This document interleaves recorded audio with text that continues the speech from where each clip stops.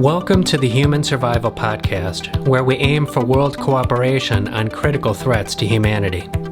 This show is offered by the Human Survival Project, a grassroots movement for citizens around the world to push for transformation of the United Nations. Our global threats need global cooperation because no nation alone can manage them.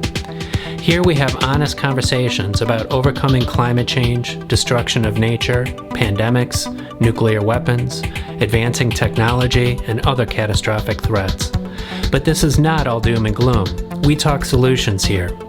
We can solve this mess humanity is in. We just need to be smart and do the work. To survive, we must see ourselves first as citizens of the human race. To thrive, we must protect what is beautiful about humanity. This is urgent, so let's start. Hi friends, welcome to the Human Survival Podcast. I'm Shelby Murtis. Thanks for joining us. So today, we're going to talk about some ideas that you might find absolutely crazy, but I hope that you'll listen anyway with an open mind. What may seem a little crazy is that these days we are hearing a lot of talk about inflation and about prices going up for a whole bunch of different things. And a lot of people are rightly concerned about it because it impacts their economic situation. But today we're going to talk about how inflation might actually be good because we have an environmental crisis that humanity is entering where climate change is about to blow up everything. We've got more extinctions of species happening than at any time in the last 65 million years since the dinosaurs died off. All this is quite scary and dangerous, and we need ways to actually get control of the situation. And so high prices may be one way to do that. So we're going to unpack this all and talk about it. And with me here for a good chat is my really good friend, Mike Jordan. He's one of my very best friends. He's wicked smart. He reads a lot. He has interesting ideas. And he and I have a lot of really interesting talks about this and a whole bunch of other things. And so we've been talking lately about this thing with inflation and how it could actually be helpful in some ways. So he's going to be here with us to talk with me about that. Mike, welcome to the show. Good to be here, Shelby. Excellent. So you kind of heard my little introductory spiel here about high prices perhaps being a good thing. What do you think is good about it? A lot of the negative with inflation, I feel like it's psychological. It's not that there isn't a bad aspect to it. It's very practical too. But we fear it. We fear that we're losing what we have. And in a way we are. But I think this particular time in history, particularly now, just post-COVID with, like you say, climate change barreling toward us really hard and really fast, even compared to scientific models that people had professionalized to undermine, much faster than those. We have to make a change. And how can we do this? Inflation can be one of the things that moves us to do it. And it will be through higher prices, particularly for oil, coal, gas. It won't be limited to that, but that will be one good aspect. We all really need to and could spend a lot less, buy a lot less than we do, move around a lot less casually. There may come a day when we don't have to think about that, but we have to think about it now. I think we're at the lip of major change so that might ease over time. But as long as we're burning our personal fires to get around under the hood or in the home and the low cost for it, it's heavily subsidized and there's no cleanup attachment to the production or the use of oil. So the price is artificially low, actually. That induces us to put a lot more of it in the atmosphere than we actually need to. And we can live even better lives than we're living now with some attention to reduced use, efficiencies. And that's not much in the conversation now. inflation will force that to happen. And it will be psychologically uncomfortable. But in the end, it's going to save a lot of physical pain and loss and slow some things like the extinction processes you're talking about. Yeah. Just a reference point or a bit of data related to how people could reduce their consumption and still be okay. So, the Global Footprint Network is an organization that compiles a ton of data about humans' impact on the planet and the natural world. And they've found that humanity as a whole is using the equivalent of 1.7 Earths, meaning we're using 70% more resources and emitting that much more pollution than what the Earth can sustainably handle and give us.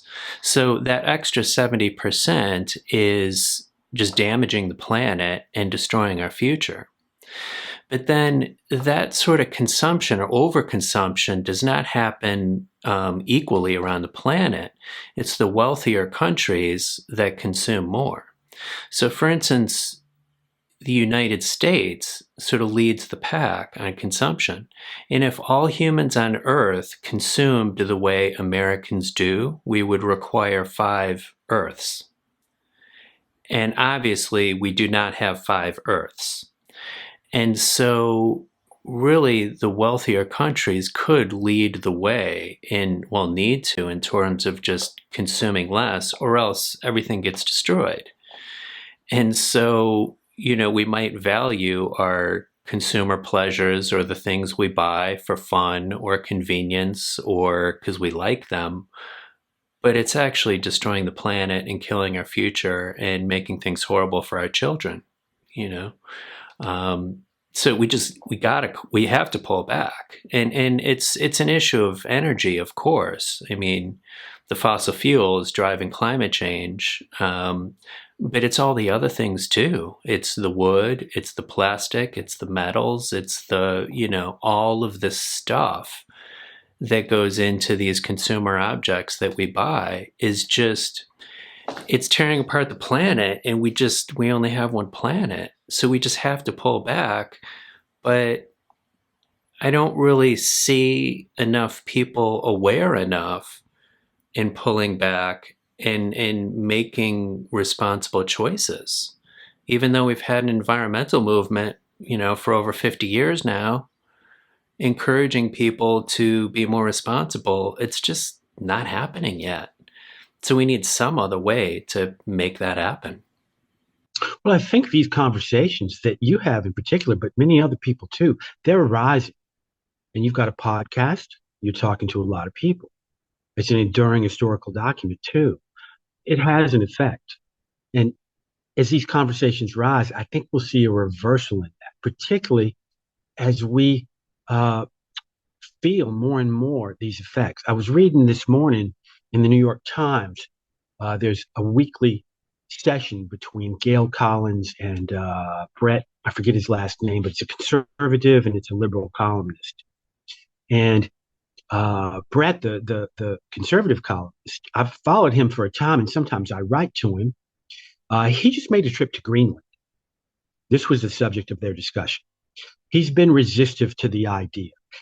He's not unsophisticated, like a lot of people deny this, but it's a kind of an undermining of the idea that it's urgent that's suffused his writings over the last few years, really bringing down the level from the emergency that it really is. Apparently, as this conversation reflected, he was completely convinced by what he saw in Greenland. And part of this conversation was the recognition that I think his name is Bret Stephens, is now on board with, we have to tackle this climate. And he's from that block of people who tends to think otherwise and talk about it. I feel some change in the air, and I think partly things like we're doing today, and you have done many, many times, are changing that. Calm conversation, clear factual development, and an emotional contact too, without without vilification, because we all have to join hands on this. And more people are realizing this. There have been a lot of bad sources, and they've been funded by the fossil fuel industry themselves in a kind of a self-protective way. Um, but those things are breaking down, and that's good. And it's really the hammer of the climate disasters that's changing those things. There's a lot of hidden parts of the system too that quietly got built up. Subsidies to the oil and gas industry. Uh, I read one analysis from a good source that without those subsidies, which uh, I think Yale puts the total subsidies at $11 trillion a year worldwide. Without those subsidies, gas would cost $12.75 a gallon. It's subsidized to that tune. It's kind of a bread and circuses thing. Give the people free bread. That would work for bread, but it doesn't work for oil because oil lingers in the atmosphere. It's after effects. And we see that breakdown happening. More and more people are going to come on board with this. We just have to keep talking about it, and we have to keep talking about it to where it matters. It's important to talk with people who are like-minded. Don't put that to the side. But we also have to talk with people and try to bring them along, go where they are, like this Bret Stephens thing. He went to Greenland. That happened because there were many conversations, and he felt the weight of those conversations, and he did the right thing. Yeah. More and more people will do that because we all care about our children. Mm-hmm. Yeah.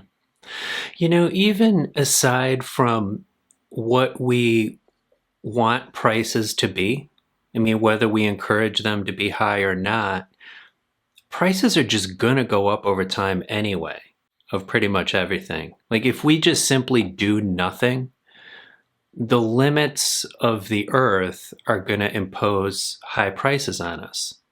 So for instance, energy itself, you know, the cost of that impacts our pocketbook, but it also drives everything in the economy because every product you buy requires energy to create it.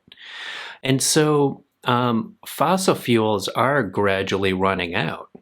I mean, hopefully we will not burn all the oil that's in the ground or else we'll all die. But it's important to recognize that it is running out. And so today's high oil and gas prices are being blamed on the conflict with Russia and Ukraine, which is happening, of course. But the underlying dynamic is that we've already pumped out of the ground the best oil. And though the quality of the oil we can access now, it's lower and lower quality over time. And so after they pumped out all the good stuff, they had to go to this shale oil. So there's these shale fields that are just, it's basically crappy oil with a lot of extra stuff in it that you have to filter out. So you have to pump more of it and you have to do more processing of it. And over time, it just gets harder and harder to do that at a reasonable price, at least without extreme subsidies. Actually, while I'm talking about this, I'm going to put in the show notes some link to Nate Hagens, who has done some really good work about this issue of just oil being less plentiful. And so you have to just work harder and harder to get the same barrel of oil so that over time it's going to be more expensive. Or even, you know, hopefully as we do make our transition to renewable energies and do more solar panels and wind turbines and such, I feel pretty confident we're going to come across a minerals shortage because we need exponential growth on this front. And you've already got exponential growth in, you know, digital technology or all the other products we buy, whether it's soda cans or whatever else. Or as the water situation gets worse in the world, we're going to have to use massive desalination plants to give everybody clean water, you know, take it out of the salt water. So we're going to hit a mineral shortage that's going to make solar panels and wind turbines more expensive. And so this wonderful trend we've had over the last several years of renewable energies getting cheaper so that they can compete with fossil fuels we might find those prices go back up again if we run out of minerals. And that also will make the cost of energy more expensive, whether it's fossil fuels or renewables. So a high cost energy future is in front of us, which would just raise the prices of everything we consume.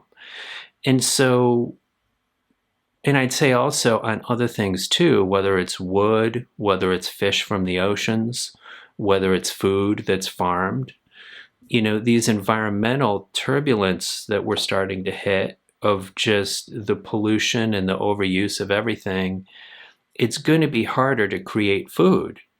And food prices will likely go up because of all this environmental disturbance.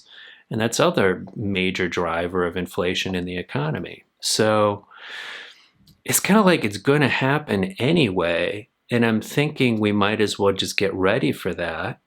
And if we can actually put systems in place ahead of time so that we make things more expensive so that we don't just end up in that horrible future due to inaction, we're going to be better off if we could actually make it high now ahead of time while we can still save some of the planet.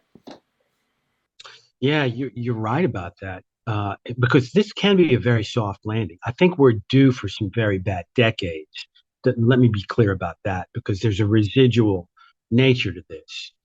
Accumulation still occurs, and we're on our way still higher with fossil fuel use, despite the pledges by the nations around the world, many of which are going to, despite things like Europe actually meeting their projected goals in terms of reduction of fossil fuels. They've done a good job. The United States hasn't really done that, although we have recent new pledges to go cut, I think, by 50% our fossil fuel usage by 2050. I think I have that right. With an intermediate stage in coming up at the end of this decade. Um, there are ways to do this, and you point out that renewable energy is much cheaper than it used to be. It's now the cheapest game in town, as I understand it. You have the problems with storage, but they can be solved and will be solved. And getting there will be really helped if we can all find ways to reduce the usage, our own personal usages or our company's usages, which I find to be easily within reach. In my own life, and not to toot my own horn too much, but I really made this a point. I've gone to a much smaller domicile. I've been very careful about every appliance I put into it. And I've cut my energy use by way over 50%. I would say better than 80% without a doubt. And I'm living my most comfortable life. It actually helps because we tend to throw too many things into our oversized houses anyway. Those can be reconfigured, those can be refitted. There are a huge number of them, a huge percentage of them without optimal insulation, for instance. There's simple things to be done, even maintaining your current lifestyle completely, whoever you are and whatever you're doing. But using less, you feel good about it. I can say that personally from what I've done so far in my own humble way. And if we could make this part of the national conversation, it will help us get to where we can rely on renewables, if not completely alone, almost alone. I also think that we need to look at things like ramping up the nuclear baseline and retiring coal and oil plants in numbers. We've done a pretty good job on coal in the last handful of years, maybe decade or two. It's come down. In China, it's going back up, I understand, because they're under duress. And of course, you got the Ukraine-Russia situation, which is driving some desperation choices in Europe right now, but that's temporary. Um, it's really a lot of it's in the hands of people. And we tend to tell ourselves a wrong story. What I do won't make any difference. I've heard that from a lot of people. And I try gently to bring them around to see it's exactly what can move it. There's a lot of protection out there. People who own resources, they want those resources to stay valuable. So if you own $10 billion worth of oil reserves in the ground, the last thing you want to see is those things go to zero value. And people will fight more or less thoughtlessly to the death on that, even if it's the deaths of others. It's just a human condition. But in terms of systems, we can devise our way out of it by creating systems that are better than that. A lot of that can be driven by personal consumption decisions because the oil companies are not going to pull oil out of the ground that they can't sell. Yeah. And I think you're right to point to just overall reduction in the energy people use because there seems to be this common story that people tell or that they hold where we can still just keep up our high consumption lifestyle and we're just going to swap out all the energy for renewables. Like we can just keep doing this and we'll just replace it all with solar panels and wind turbines and nuclear and we'll be fine.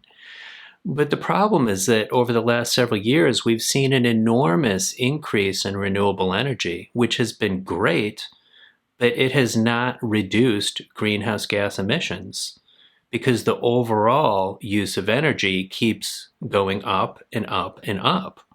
Like if we had a flatline energy use, we could eventually replace it all. But with the energy consumption going up and up, we're chasing a moving target. If it just keeps going, we can never catch up, no matter how many, solar panels we build. So somehow we have to constrain that so that we can actually catch up to it, so that we can actually reach that goal of fully renewable someday. And it's just not going to happen if everyone thinks we have unlimited energy, no matter how we get it. Yeah, and part of it is the economics that is the 20th century set of economics extended into the 21st century. I remember running across the great book by Kenneth Galbraith, one of the most cogent economists of all time. Started in the Franklin Roosevelt administration and was working up into the Clinton administration for many different administrations, no matter who, Republican, Democrat, both. In the Affluent Society, a 1958 book, he wrote that things had changed all through human history, whether you were in France at its peak, Napoleonic times, or Louis the 16th, or England at its peak. Everyone knew there would be feast and famine cycles because we didn't have a lot of control. We didn't have a lot of technology. Technology was rising, but not really all that powerful, and certainly not enough to damage nature in the way we do now. But around the time of sometime between World War I and World War II, sometime in deep modernization, we have a kind of a certainty. We can produce everything we need. We can produce more than we need. And his idea that really caught me was that the main focus of business had become, even by then, not to sell products, but to sell desire. And if you look carefully at the way they communicate with all of us, they're instilling desire in us. It's natural enough, but it's important to recognize and try to soften. Whether it's cigarettes, alcohol, cars, what did we see? But a barrage of commercials telling us we need not just the car we have, but we need to replace it in the next few years to be up with the times. We need to smoke cigarettes in order to look sexy and attract mates. Those barrages of commercials continue to this day, and sometimes we do change the system. So it can be done. We changed it with alcohol. We changed it with tobacco. All those commercials that I saw endlessly when I was young, they're not around anymore. You can't advertise in the same way because we changed the rules. And that did change the game in both those cases. I mean, to take alcohol for a minute, tobacco. Epidemiologists calculated that over the lifetime of tobacco, it killed 100 million people, and counting, by the way. But it's hit its peak, at least in the United States and most of Europe. That's a lot of people. I mean, that's more than World War II, for instance, right? And yet, throughout my young lifetime, we were advertising it to ourselves as a healthy thing. It was cleverly done. 9 out of 10 doctors recommend camels. That's how subtle this stuff gets. So if we can turn and face that and begin a better conversation about energy use, because behind a lot of these consumption commercials, which are now about different things, they might be about furniture, or they might be about the newest app or the newest phone. Phones are big, and update your computer equipment continually. You don't need to do that. Um, if we can turn to face that, we can begin to cut consumption. We need a conversation about it. This might have been before your time. I'm older than you by a bit. When I was a kid, there were a lot of commercials about environmentalism. There was a famous one. It caught my maybe 7-year-old attention deeply. You saw a Native American in Native American dress. He was by a highway, an interstate, and he was looking impassively out, and a car went by. There were versions of this, and they tossed out wadded up trash and cut back to the Native American Indian. Boom, tear coming down his face. There was a whole conversation about this. Most of that really has disappeared. I don't know why, but it's worth thinking about. How can we get that back? How can we get that conversation back? Because it's dirtier than ever. And there are solutions. Yeah. It is encouraging that we've made progress in shifting the culture around things like tobacco and alcohol and such. And we need to do a similar thing around all kinds of consumption, or the overall level of consumption that people have. And I'd say, on top of the barrage of advertising making people want things, there's this additional component of people, I don't know, you might call it keeping up with the Joneses, or wanting to have the stuff that somebody else has. And I notice this in so many conversations, and even among friends. I love you, friends. I talk with you about your behavior, but there's people even who say all the right things about their environmental concern. Like, they say that they understand climate change is happening. They say that they understand the destruction of nature, but they're still buying stuff like crazy. They're still living in a house larger than they need. They're still, going on a plane to go have fun somewhere, despite how much carbon is burned by airplanes. They're just buying stuff they don't need. There's like the one click and you have your Amazon package arrive and don't even think about where it comes from, like the earth. And so it's like, even among well-intentioned people who do understand, they're still not changing their behavior.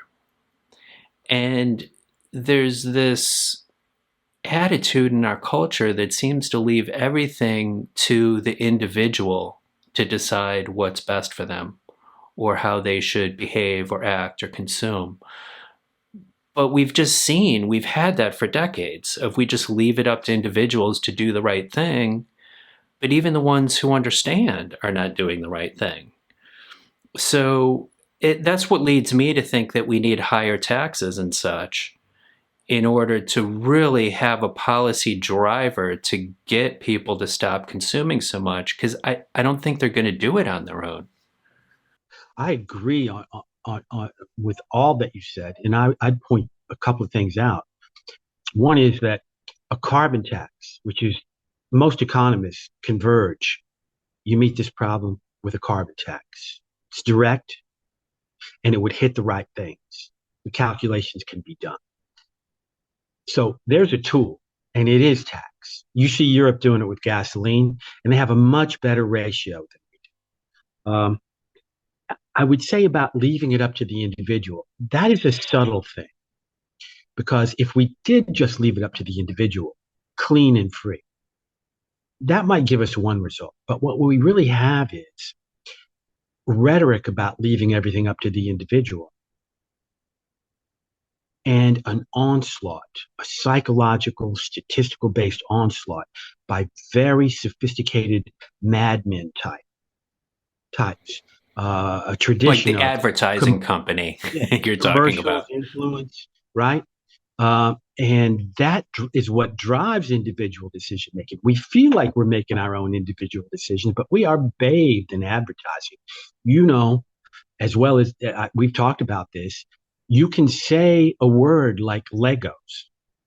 Just say the word, and you will see in your stream on the internet, in a lot of cases, I'm not sure it's true 100%, but it's true a lot because I've seen it come up with me. You think your phone's off, you think there are no microphones listening to you, but you will see pop up within hours, I think even tens of minutes, advertisements for Legos. I've seen that happen. I went into a Walmart with my son. He bought a Lego set. He used his own credit card to do it. My credit card stayed in my pocket. We were 10 minutes in Walmart. Then we went back to my tiny house and he built it. I brought up YouTube. I know my own YouTube feed, which is algorithmic based, right? And son of a gun, there in my YouTube feed, like third down, was a series of advertisements for Legos. It was only a proximity thing. They acquired my phone signal is located within Walmart next to his. That's what I'm thinking it was. It almost has to be. I didn't need to do the transaction. The watchfulness of the current systems is stunning.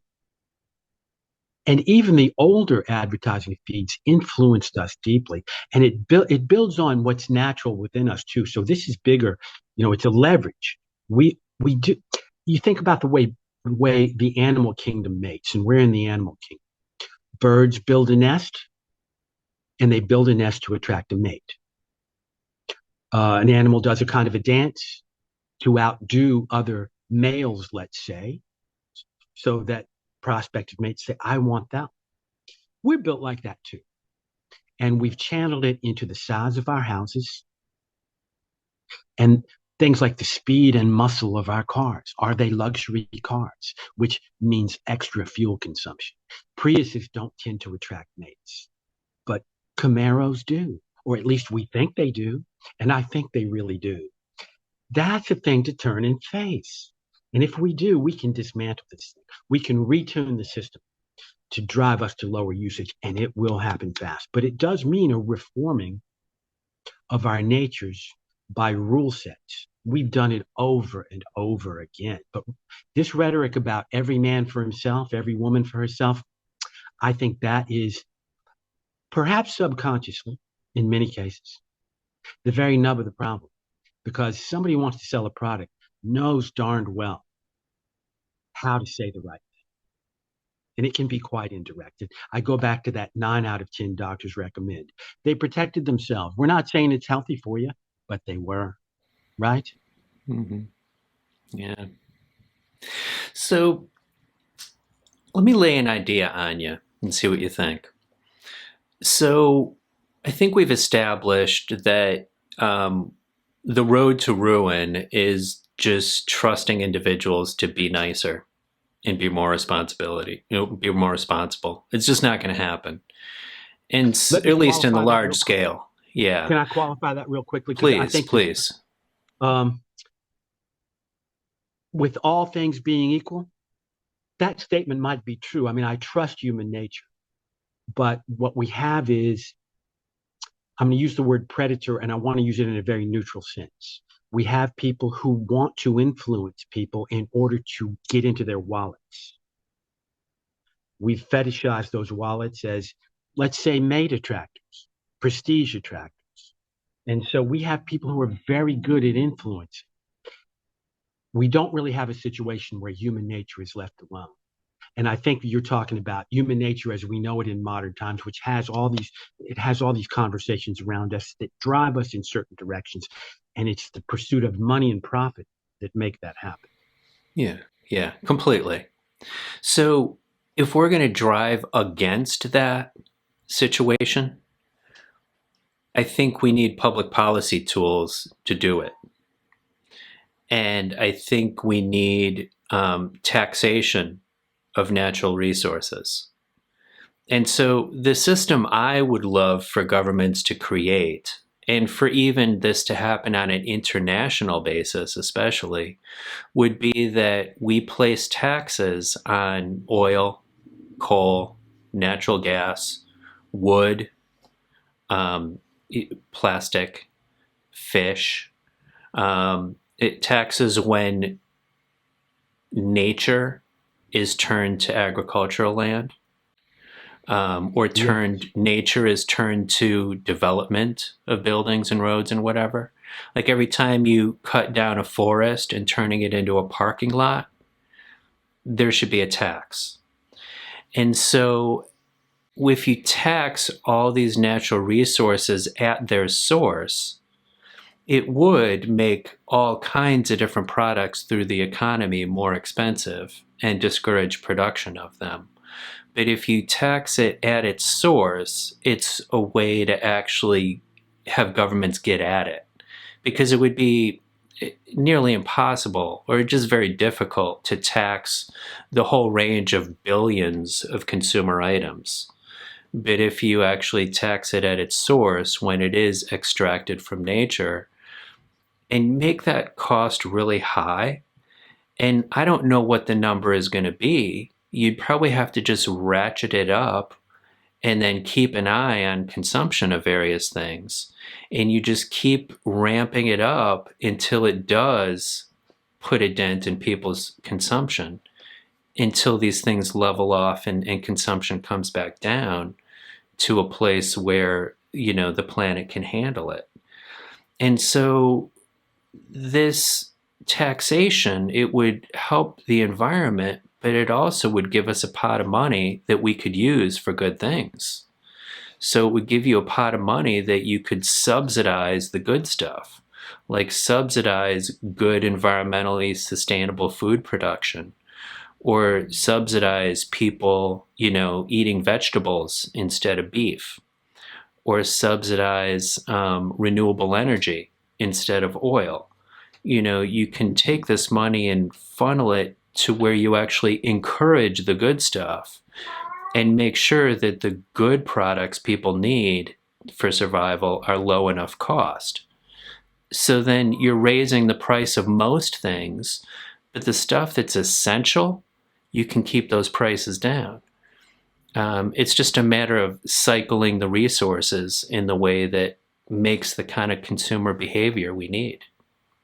The irony of this, I like your idea. I think it's good and accurate. The irony is we might not even have to increase taxes, and here's why. Not that I'd be against that, particularly a targeted carbon tax and the kind of taxes that you mentioned, where you discourage meat since it's a big contributor to climate change gases. And you ratchet up from below. I like that, so that you softly come in. You don't do a discontinuity with the system. You bring it up over time, and you have to have a working government to do that. A government that people respect. And you have to get rid of some of this anti-government, anti-regulatory, wild push that's grown up within us. Take oil subsidies in particular, fossil fuel subsidies. Um, I was listening to a climate scientist talk about this just a couple of days ago. YouTube, he had a very nice YouTube program on it. And he pointed out what I'd read in another source too, I think the IPCC UN reports. There's a cost that's been estimated to mitigate carbon going into the atmosphere, carbon and the five or six other gases, but they're all shorthanded by carbon. We're talking methane, we're talking perfluorocarbons, and there are two or three other classes. I believe the cost that climate scientists, through their bodies working together, have estimated would be $2 trillion a year. Sounds like a lot until you look at the GDPs of the major nations. Much higher. The GDPs, not the government funding, Yeah, not the the government entire budgets. economy. Yeah, the entire economy. It's really a drop in the bucket. And now let's put it in the context of oil subsidies themselves. Take that, it's $5 to $10 trillion a year. I'm solid about that. Take that, let's take the low figure, 5 trillion. They're estimating $2.4 trillion a year would take care of the carbon going into the atmosphere, would stop it, bring it quickly to a halt, and allow us to work with a carbon neutral economic base.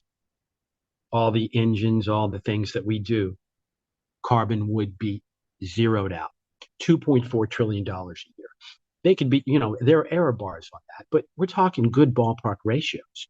You could do that with the oil subsidies and have money left over. I'm some might call me blindly naive, but I have to just believe that citizens are going to rally around this stuff and push for what needs to happen because it's really the only way. And there's this tussle I hear in public conversations about helping the environment or helping climate. Some people point toward, I don't know, the bad guys doing bad things, like the big companies who are using their money to corrupt our information space and corrupt governments and, the big powers that be. There's other people that point more toward individuals making better choices, better consumption, consuming less, whatever it is. Both are absolutely true. And for this to change, they both have to happen in unison. So I hear a lot of people who say something like, well, my individual consumption doesn't make that much difference because really the problem is those big bag fossil fuel companies, for instance, or those big horrible rich guys. But for politics to change, it requires culture changing. And so we need to show our politicians that we're willing to live with less consumer stuff. We're willing to live with less fossil fuel. We're willing to cut back. All these kind of changes we've talked about, like earlier I was talking about how we need to tax resources to make them more expensive.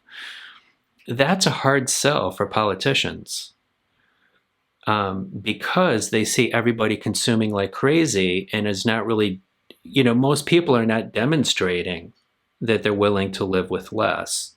So a politician is going to assume that's a losing argument. I'm never going to win an election if I talk about people consuming less and talk about taxing them. But if more and more of us start to pay attention to our consumer behavior and we start to cut back and live a more modest lifestyle that the earth can handle, then the politicians are going to start to observe that. And so there is this really tight link between individual behavior and the change of systems that we need to do both at the same time. We need to take care of our own, get our own house in order and deal with our own consumption, while at the same time being a strong citizen to get those systems to change. And they're both like that. I mean, you can't do one without the other. You have to drive systems and individuals at the same time. Yeah, I think that's well observed. They're deeply connected. And an interesting aspect of it is this. We don't even need to influence the populations. I mean, the politicians, I'm sorry, the politicians. If we change our behaviors and we start to consume less, the need for legislation is over. The oil companies can't sell what people won't buy. I point to the information sphere because that is a key point. And for that, we either need major changes in behavior to come from somewhere internal. I don't know how those conversations get raised. Now, people like Greta Thunberg are doing a great job of this. There's a counter voice, but they're pushing against a pretty big edifice. The information change came about politically and probably needs rule changes. And there'll be rule changes about consequences for lying publicly over and over and over, whether it's in a commercial way I mean, I think we all feel like that should be penalized. If somebody lies to you about a product, they sell you a machine and you get it home and you plug it in and it doesn't work, you darn well should get your money back. And if the person or the group does that 100 times in a row, there should be consequences for them. We don't really have that system. People can people can say that climate change is not happening over and over and over and over again, but it is, and it's killing people by the millions this year, next year, and the year after, and the number is going to grow. That's a lot of lives to be saved through simple systemic changes. As you point out, it can be a pure behavioral change by the individual consumer. This can all be consumer side, but the information is problematic right now. And we're probably at low ebb. I feel like in this country, we're at low ebb. I don't think I've ever seen information tainted so much as it is right now. And I think we can put a lot of the cause at the feet of social media, untrammeled social media. We didn't understand what this would do, the weaknesses that it would bring out in us or exploit. But we can turn to face that. And I think we probably have to, and that could be in the political sphere. But it does come down to individual behavior. I'll tell you this too from my own personal experience. Because of the changes I made in my own life, going to a very small house, being much closer to nature every day, using a lot less fossil fuel products, using a lot less products, buying a fraction of what I used to buy thoughtlessly. I feel good every day when I get up. Psychologically, it's a big boost. And it's not just from feeling like I did a good thing, although it does come from that too. It's because necessarily you're closer to nature then. When you're in one of those really big, we've increased the size of our houses year by year, decade by decade, very quickly. When I was a kid, and I'm alive right now, the size of houses were a third of what they are now, a third on average. These are places you disappear into. You have whole empty rooms. And as you become more affluent and the level of this seeps down, more people can afford this fractionally than ever before, you might get a second house. Some people have a third and a fourth house. You might own 12 bathrooms if you really counted them all. People you know and see every day do. They're empty. They're not necessary. They're replication. This is what we can turn to face. And it comes partly from individual behavior too. And I know I want to raise my hand and plead guilty here. I've been raised in the culture. So when I see a person with a huge house, oh, you have 11 bathrooms here? I'm impressed. And it shows. And that's something that I need to stop myself. And it's work. We can do that because the incentives to do that come from the praise and the respect of others and nothing else. Nobody needs all that. In fact, it weighs on you. And that's what I found out by going counter to that and shrinking. It's a better life. As more of us do it, and you see a lot of 20-somethings doing this. You're talking about tiny houses. You're talking about people living the van life and driving around from, surf place to surf place. These are not bad things. People are finding out, I believe, that there's a lot of beauty and freedom in this, and they can do the things they want to do. Every machine that you might own comes with an owner's manual, implicit or otherwise. You have to know how to take care of it, and you're going to use it, and that takes time and attention. Things own us as much as we own them, and we should be aware of that in every transaction that we make.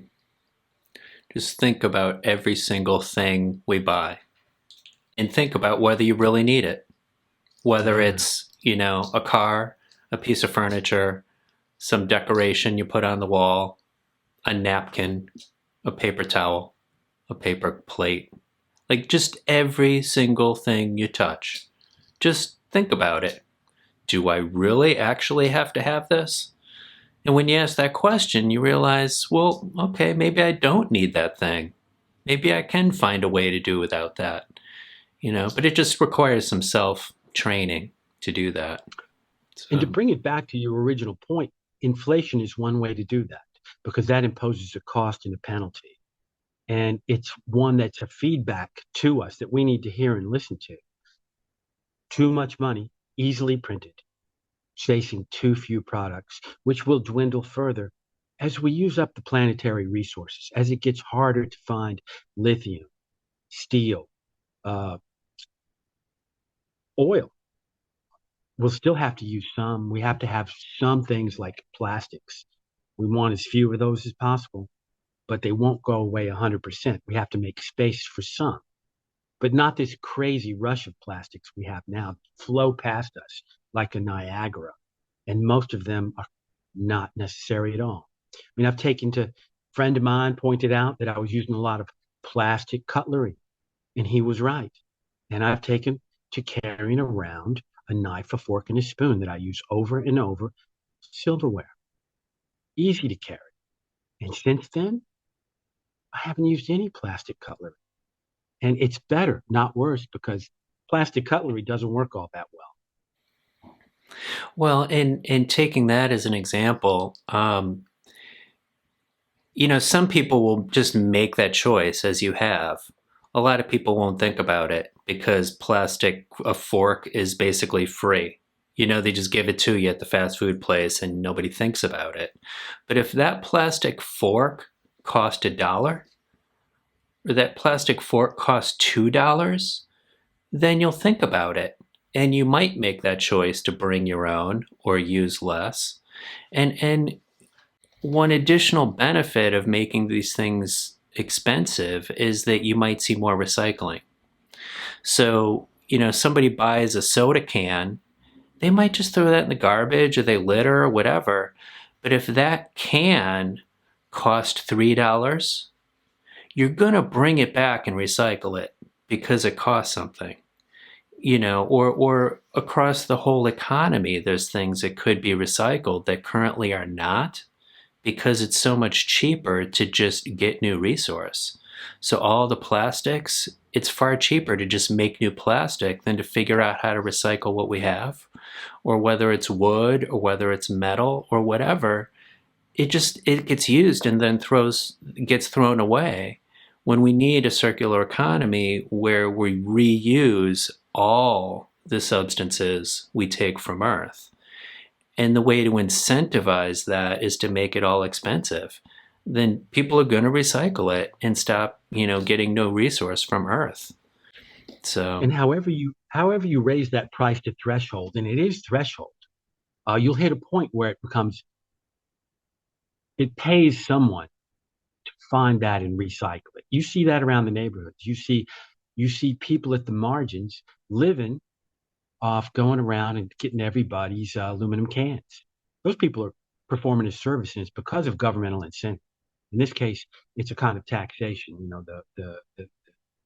The extra you pay for each bottle that then becomes redeemable. People are making their livings off that, and these people would lead much more difficult lives without it. So it can be tax or it can be inflation. And you'll hit a threshold, and those things, instead of accumulating in the environment, will disappear. There was a beautiful example. I read this about 2 years ago. It was a comprehensive article in the New York Times, and it caught my attention because I had moved to New York City in the late 70s, or begun to go up there, moved there in the 80s. And when I got there from the South, Richmond, Virginia, what I saw astonished me. I saw carcasses of automobiles by the sides of roads. They would sit there for weeks or what seemed like months. They'd get stripped down of expendables like their radios. People would descend upon them and take things away, but the carcasses were left. And I had always assumed that it was some negligence of New York City, but it really wasn't, because this article explained what had happened. They showed the pictures. I remembered the pictures so clearly. Like the BQE, there's a dead car right there. It's rusted. It's been sitting there for a long time. And there's another one down the street. They were all over the place. And then they weren't there. And I never even noted the transition. Here's what happened. The whole time, New York City was hauling those cars out as fast as they could, but they were overwhelmed. People were abandoning cars. But then one day, and it was a particular moment in time, the price for scrap metal passed the threshold. And somebody could make a couple of $100 or $1,000 grabbing that carcass and hauling it in to the scrap yards. And all those cars disappeared over the course of a few years. No further effort required. It And that folded right into the reduced, private economy. yeah, and as that happened, that reduced the need for more mining, which is That's right. devastating to nature. I mean, you have to strip Right. all of nature off the ground before you can dig for those metals. So Yes. that's, fewer metals they had to dig out of the ground. It's beautiful, you know? And we have counter trends because of the way our economy works. There are things called fast fashion, you know of this, and there's also fast furniture. And one of the stores I like, IKEA, really specializes in fast furniture, stuff not designed to last all that long. You like the design, but it's not going to last a long time. You move it twice and it's all wobbly and boom, It's cheap and easy. cheap and easy. So it increases the waste stream hugely. And let's take the IKEA furniture, company I like, but let's look at it. It's not just wood anymore. There are plastics all throughout those things. They don't biodegrade. So these enormous streams are beginning to clog up our landfills. Places like China are not taking our garbage anymore. Mexico, they cut it off. Uh, I believe both Mexico and China have. They used to be big repositories for the stuff that we didn't want anymore.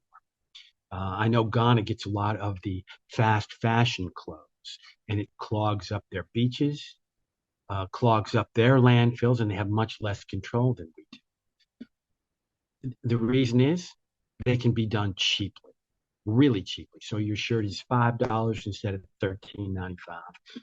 You buy them and you toss them away. It's built into our psychologies. We like novelty. That has to be addressed systemically.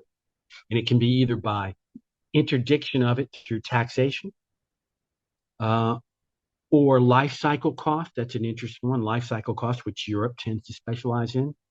Or it can be by making an information stream that recognizes what's going on instead of hiding it.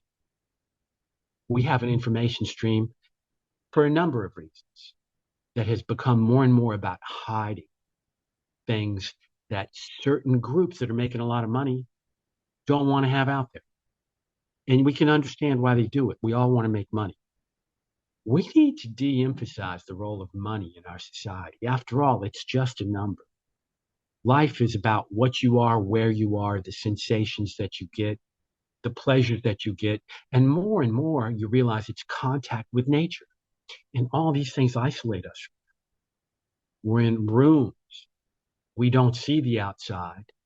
And we obsessively arrange and rearrange those rooms, the furniture in them, and we move all the time. We don't need to do all that. And we would lead better lives, not worse. And some of the impetus for that is in our information stream so that we don't even realize that we have these alternatives, that we once lived the alternatives. We were the alternatives. Yeah. I want to pivot here and aim toward the finish line in this conversation. But before we wrap up, I just want to maybe put some icing on this cake or this idea of causing high prices. Because something that we've not acknowledged yet is that as we intentionally cause prices to be higher due to taxation, it could hurt some poorer people. And that has to be recognized, and we have to work around it. So, one of the things I hear people say about inflation is how hard it is on the checkbook and the pocketbook of a hardworking family or a family that doesn't have a lot. And along with these new ideas of taxation, we need to include public programs that help lower income people manage that. Because if you did simply inflate all the prices without such a thing, it would really hurt some people who might already be struggling to make ends meet. And so, to make all this work, we need to have a culture where people look out for each other and we have public systems in place to look out for our friends and neighbors and family who have less money than the rest of us.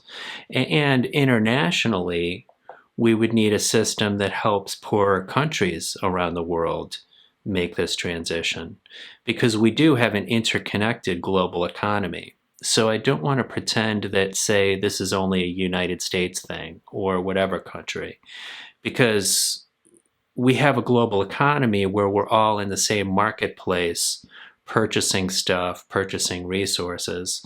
And if you raise the prices in some places, it'll kind of raise it everywhere. And so, whether it's the poorer people within a country or various poor countries, we have to have resources in place and funnel them differently. So as you do impose taxes on resources, a lot of those funds need to go to the lower income people of the world to help them manage it. At the very least, to help them buy food, buy fuel for their car, buy a home, or rent a home, or make sure those basic needs are met. And that could happen through just a payment, such as a universal basic income, which is getting more, talk these days. But it come through specific programs, like here's food assistance. Here's a coupon you take to the grocery store to buy your groceries, or here's a coupon you use to pay your rent, or here's a coupon you use to fuel your car so you can still get to work. But those are not for everybody. Those are just for the people who really need that help to make it get by. So anyway, I did just want to offer that idea because that does make it a more complete system that doesn't hurt people. It's worth saying about that it's not a very costly thing to do either. A lot of people, groups, NGOs, economists have calculated what it would take to raise everybody who's living in extreme poverty. There's a definition for that. And it's absurdly low to us. I think extreme poverty is now something like living below $2 a day. But in a lot of places, that's perfectly good, you see. To raise everybody above extreme poverty relative to their local environment looks very different in a Kenyan village than it does in San Francisco. Would cost the world, about $66 billion a year. There's probably some updates to that. I read that figure 3 or 4 years ago. That's a small number. It's a small number. It's a tenth of the visible U.S. defense budget. We wouldn't notice it, and it would make us many, many factors more secure than, say, more tanks, which are a draw on Earth's resources. And you wouldn't have to change people's lives dramatically and say, bring everybody up to the same level. You can have disparities. That's not necessarily bad. But if somebody is hungry in a Kenyan village, you can raise them up to where they're not hungry for very little money. And I think the last time I read this, the number of people living in extreme poverty out of the 8 billion people was about 660 million, which was the lowest proportion ever. We've actually done a good job. We don't talk about that much. I don't know why. I wish I did know why. But when I read that figure, I read it in a specific place and I looked at the source and I trusted the source, but I said, can this be right? So I did a quick tour around other NGOs and governmental sources, and they converge. I don't think there's a lot of doubt about this. It would have a ripple effect throughout the economy. Things would change, but we would be changed from a baseline of people being fed, because that's basically it. You need clean water, you need food, and you need basic shelter. that's really it. And we forget that that's it. And if that's what you have from my own purposeful movement in that direction, life gets a lot better, even in a high technology, high resource environment like I've grown up in my whole life. In fact, that's where the greatest opportunity is. That's a personal thing. Not everybody would make that change, but I would say try it. You'll like it. Nice. Well, I feel like we should wrap this up because we've been at it for a little while. This has been a lot of fun and interesting, and I've enjoyed it. So thank you, Mike. Good. Me too. See you Nice. soon, Shelby. All right. And thank you, dear listener, for joining us. I appreciate you being with us and look forward to talking with you soon. Take care. Hey, wait, before you go, I need your help. It's small, but really important. Simply listening to this show is great, but doing things and taking action is way more powerful. This is not just a podcast. This show is the voice of a very ambitious grassroots organization, the Human Survival Project. We must transform the United Nations so it's strong enough to manage our global catastrophic threats. Making change happen on this ambitious scale is only possible when people participate and work together. So please, like and subscribe to this show, or leave a comment. You know how this works. With likes and subscribes and comments, you're telling the computer algorithms that you care about this show. So the algorithms will then recommend this show to other people. This is how we grow and reach a bigger audience. And this growth is really important for a global grassroots movement trying to improve how the world operates. We can't do this alone. We need you. Beyond liking and subscribing, here are 3 other ways you can help. 1. Share this show with a friend, person to person. A growing audience powers this cause. 2. Come to our website, www.thehumansurvivalproject.org. 3. At the website, sign up for our email newsletter and keep up with our progress. I promise you'll like what you see, and it'll help you talk to your friends about what must be done to protect humanity. Thanks to Moby for the show's theme music, and thanks to you for listening, for helping us grow, and for speaking about these important issues with everyone you know. Have an outstanding day. I'll talk to you soon.